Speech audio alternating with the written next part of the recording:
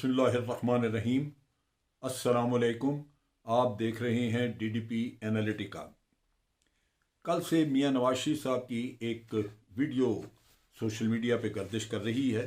उसमें मियां साहब ने काफ़ी इल्ज़ामात और अजीब व गरीब किस्म की बातें की हैं।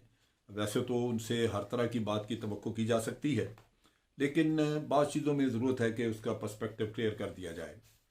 मियां साहब ने फरमाया कि जब पीटीआई का उम्मीदवार शिकस्त खा गया सेनेट के इलेक्शन में, तो उसके बाद वोट ऑफ कॉन्फिडेंस लेने के लिए प्राइम मिनिस्टर ने जो कोशिश की उसमें सिलेक्टेड की बड़ी मदद की गई और ये वो फिर उसी तरफ, यानी एक नफ्सियाती प्रॉब्लम बन चुकी है मियां साहब की कि शवायद है नहीं है, उनकी बहरहाल सोच आके या उनका नैरेटिव आके वहाँ अटक जाता है। आप देखिए कि ये खुद इन पॉलिटिकल पार्टीज़ ने 11 पार्टियों ने वहाँ पे उसका बाइकआउट कर दिया। भाई आप बाइकआउट ना करें, आप अंदर जाएं, जाके लॉबिंग करें अपने लिए और वहाँ पे वोट ना दें उसको। आप इमरान खान को अगर वहाँ पे नाकाम करना चाहते हैं तो घर बैठ गए आप, तो बाकी के लोग उनके पहुँच गए, तो आप उसको कैसे कह सकते हैं कि किसी ने मदद की या क्या किया? आपको खुद जाना चाहिए था वहाँ पे। वतीरा आप लोगों का गलत है बाइकआउट करके, और फिर आपने पार्लियामेंट के बाहर तमाशा लगाया। जब आपने बाइकआउट कर ही दिया था तो पीएमएलएन के वर्कर्स का क्या काम था कि आके असेंबली के बाहर आगे वहां नारेबाजी शुरू कर दे? बाकी पार्टियां आई, पीपल्स पार्टी आई वहां पे, कोई खुद फसाद आप लोगों ने खड़ा किया, तो कोई जरूरत नहीं थी। और अगर आप सब पार्लियामेंट में जाते, वहां जाके उसको वोट ना देते और बाकियों को भी आप कन्विंस करते कि जनाब आप इमरान खान को वोट ऑफ कॉन्फिडेंस ना दें, आपने खुद मैदान खाली छोड़ा, अब उसके बाद कहते हैं उसकी मदद कर दी गई। बात यह है कि ये नफ्सियात ऐसी बुरी है, ऐसी गंदी नफ्सियात है कि आप इलेक्शन जीत जाएं तो अवाम की फतह, जमहूरियत की फतह। अगर इलेक्शन आप हार गए, जमहूरियत भी गई, अवाम भी गए और धांधली भी हो गई। ये कोई अजीब किस्सा है। और फिर क्यों ना, मतलब मेरे जहन में ये आता है कि जब दो कैंडिडेट थे इस्लामाबाद से, एक खातून थी, एक ये यूसुफ गिलानी थे। यूसुफ गिलानी ठीक है जीत गए चंद वोट से, लेकिन खातून तो पीटीआई की जीती और उसको उनसे भी ज्यादा वोट मिले।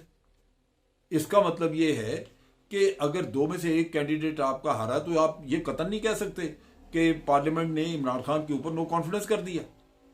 जीतने वाले कैंडिडेट का जिक्र ही कोई नहीं, यानी जो पीटीआई का कैंडिडेट जीता उसका जिक्र ही कोई नहीं, तो जो हार गया पीटीआई का उसके ऊपर आप कहते हैं जी हुकूमत छोड़ दो। अजीबो गरीब मंतक आप लोगों की। अब डस्का के इलेक्शन का बार बार चर्चा आता है और मियां साहब ने कहा कि जनाब डस्का के इलेक्शन में बहुत धांधली हुई। वहां तो एक तरफ से आप कह लीजिए कि खुद इलेक्शन कमीशन का मुंह जो है वो उस पे कालक आ गई, क्योंकि जो कुछ इंतजाम वहां पे हुए और जिस तरह इलेक्शन किया गया और उसके बाद जैसे फैसले किए गए, जिस तरह की प्रेस रिलीजेज वगैरह इशू की गई, उससे तो वो कुछ और ही मैसेज मिलता है। भारसूरत उसमें आपको क्या शिकायत है? इलेक्शन तो दोबारा हो रहा है वहां पे। इलेक्शन अगर आपने जीतना हुआ तो आप भी जीत जाएंगे, सारी चीजें सामने आ जाएंगी, तो इसमें रोना रोने की तो कोई बात नहीं है। अब सेनेट के इलेक्शन में ये कहते रहे कि जनाब धांधली हो गई, फलां हो गया, हर इलेक्शन का रोना रोते हैं। जो कैंडिडेट है यूसुफ गिलानी, वो बार बार ये कह रहे हैं कि जनाब न्यूट्रल, हमें कोई किसी से कोई खतरा नहीं, एस्टेब्लिशमेंट न्यूट्रल है, सब न्यूट्रल। ये अलहदा कहानी सुना रहे हैं जी, कॉलें आ रही हैं, हमें धमकियां दे रहे हैं। ये क्या है? सिर्फ नून लीग को आनी है कॉलें, कैंडिडेट भी जीत रहा है। तो ये सारा एक ढोंग है जो कि रचाया जा रहा है, और ये ढोंग रचाने का भी एक मकसद है। अब चीज ये है कि इसी तरह फिर कराची का वही पुराना इल्जाम, चादर चार दीवारी। वो खुदा के बंदो, वहां पे एक डिटेल्ड इंक्वायरी हुई। इंक्वायरी वजीर आईजी पुलिस ने वो देखी और उसके बाद उन्होंने दस्तखत किए कि ठीक है। चीफ मिनिस्टर को दी गई, उन्होंने किया। बिलावल भुट्टो ने देखी, उन्होंने किया, दस्तखत किए।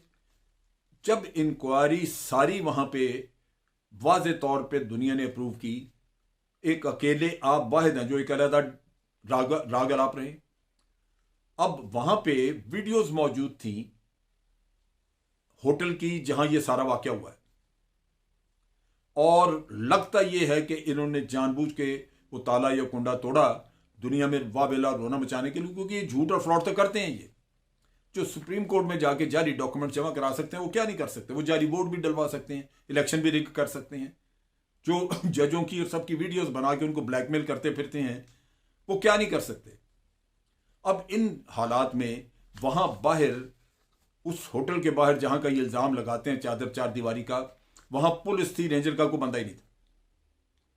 वो वीडियो सारी आम दुनिया ने देखी, कोई ऐसी चीज नजर नहीं है जिसपे आप किसी और पे इल्जाम डाल सकें। और ये एक ऐसा राग है जो कि यकतरफा तौर पे अलापा जा रहा है और इसको अवाम को समझना चाहिए। अब बात आ गई मरियम को धमकियां देने की। धमकियां कोई क्यों देगा? आपने इस हद तक ज्यादती की कि आपने सीनियर ऑफिसर्स के नाम लिए। मरियम किसी के लिए क्या खतरा है जो उसका नाम जो उसको धमकी दी जाए? आखिर इतनी तकरीरें जो आप ये कह रहे हैं कि बड़ा मार्का मार रही है, बहुत चला रही हैं, वो कैंपेन चला रही हैं मरियम, तो उस कैंपेन में उन्होंने किया क्या है? सिलेक्टेड चोर, वोट चोर, इसके अलावा तो 3-4 गर्दानों के अलावा तो बात ही कोई नहीं। और वोट को इज्जत दो, ये तो पाकिस्तान के अवाम साधा है जो आपको पकड़ देनी है। वोट देने वाले ने वोट जिसको दिया उसको पकड़ना होता है कि वोट की इज्जत तुमने करनी थी। वोट दिया आपको, आपके ऊपर एतमाद किया कि आप मुल्क को संभालेंगे, इसलिए एतमाद नहीं किया कि आप अपने बाद अपनी बेटी और बेटी के बाद भतीजा और भतीजे के साथ अपना भाई, खानदान पूरा मुसल्लत कर देंगे आप कौम के ऊपर, इसलिए वोट दिया आपको। ये वो चीजें हैं जो सादा आवाम है जो आपकी बातें समझ नहीं रहे, वरना तो वो आपको पकड़े और आपसे वोट की इज्जत मांगे पूरी तरह। और ये जो कॉलें जिसका जिक्र करते हैं कि जी कॉल आ गई, तो भाई आजकल के टेक्नोलॉजी के वक्त में खुद कॉल जनरेट करना या बाहर से किसी से कॉल करवाना आपका अपना मीडिया सेल है। सारे पाकिस्तान, सारे फौज के लोगों, अफसरों के ऊपर तो आप झूठे इल्जाम आयद करते रहते हैं। उस मीडिया सेल ने तो सारा ये तबाही मचाई हुई है झूठ बोल बोल के।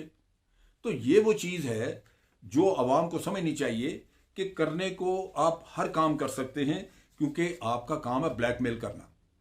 जब आप ब्लैकमेल करना चाहते हैं तो फिर आपको इन्हीं चीजों का, जाली चीजों का सहारा लेना पड़ता है।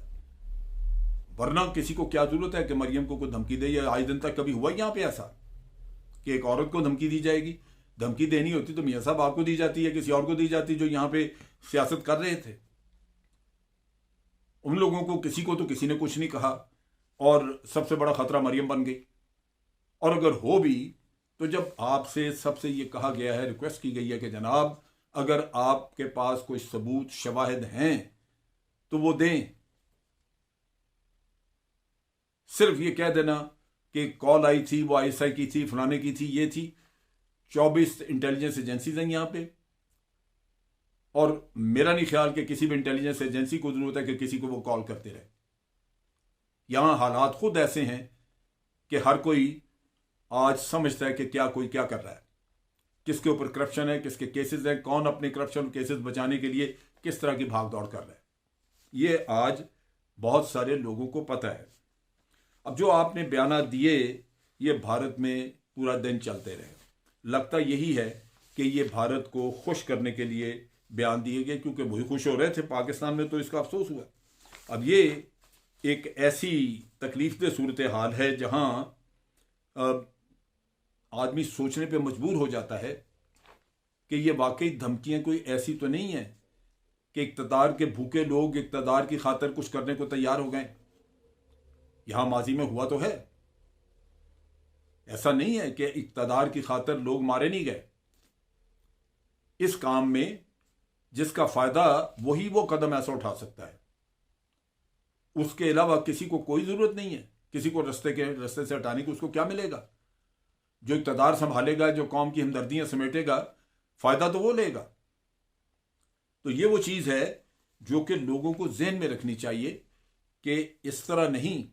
यहां मिसालें मौजूद हैं जहां लोगों ने इक्तदार की खातिर अपने अजीजों कारब को रास्ते से हटाया है। आज शहबाज शरीफ साहब जेल में बैठे हैं, क्यों बैठे हैं? अगर वो जमानत की अपनी एप्लीकेशन खुद वापस लेते हैं तो कोई मकसद है।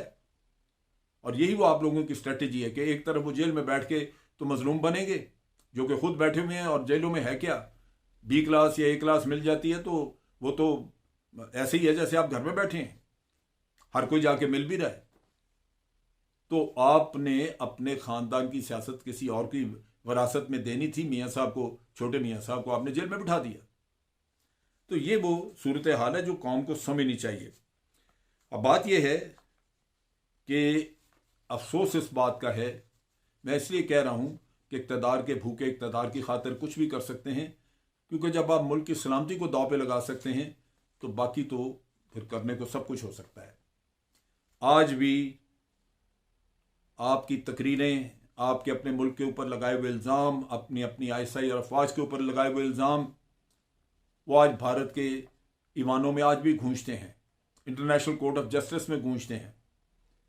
अय्याज सादिक की हुई इंतहाई घटिया तकरीर, वो भी आज दिन तक हमारे कानों में भी गूंजती है और खून खौलता है, और बाहर भी वो गूंजती है हिंदुस्तान के ईवानों में।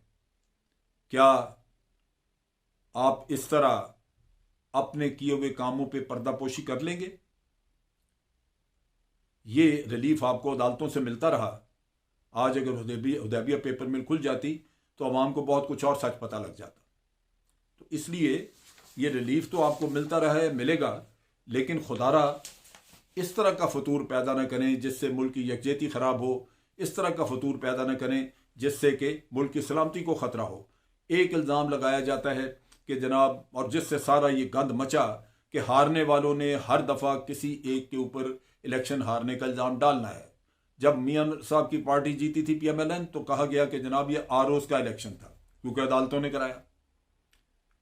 फिर आपका एक दूसरे पे एतमाद नहीं, क्योंकि हर सूबे में अपनी फौज, अपनी पुलिस, और वो पुलिस उसी की वफादार है क्योंकि आपने पोलिटिसाइज की हुई है, सबने की हुई है।